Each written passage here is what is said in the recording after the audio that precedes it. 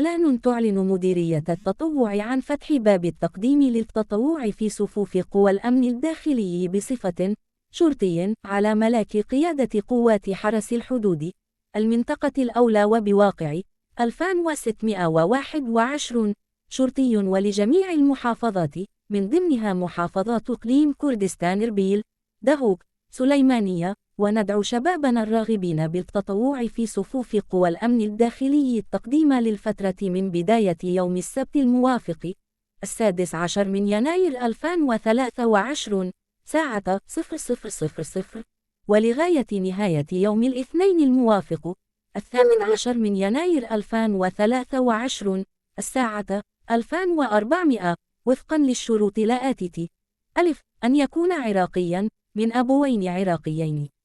ب، أن لا يقل عمره عن 17 سنة ولا يزيد عن 35 سنة. ج، أن يكون قويم الأخلاق وحسن السمعة والسلوك. د، أن يكون مستوفيا لشروط اللياقة البدنية والسلامة الصحية. ه، أن لا يكون محكوما عليه بجنحه مخلة بالشرف أو بجناية غير سياسية. يا، أن يكون من خريج الدراسة الابتدائية والمتوسطة. ملاحظة مهمة: 1. يتم اعتماد الاستمارة الإلكترونية في عملية التقديم عبر الموقع الإلكتروني www.myjobs.org، ويلزم المتقدم إرسالها الإلكترونية على العنوان المذكور خلال مدة الإعلان.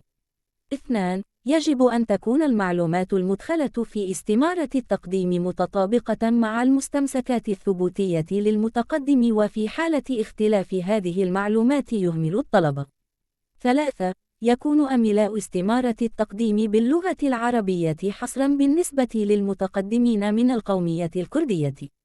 4. سيتم قبول المرشحين ومفاضلتهم عن طريق معايير معدة مسبقا وحسب النظام الإلكتروني. 5.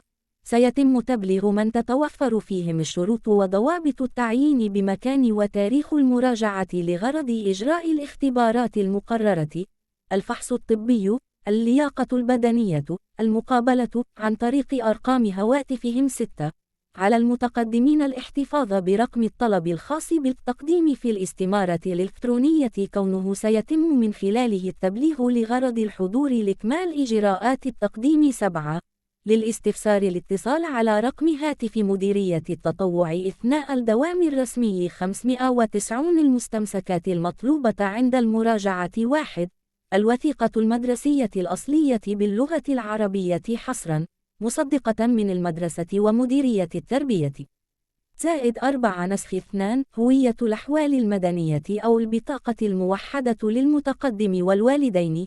-4 نسخ 3 شهادة الجنسية العراقية للمتقدم ولوالديه.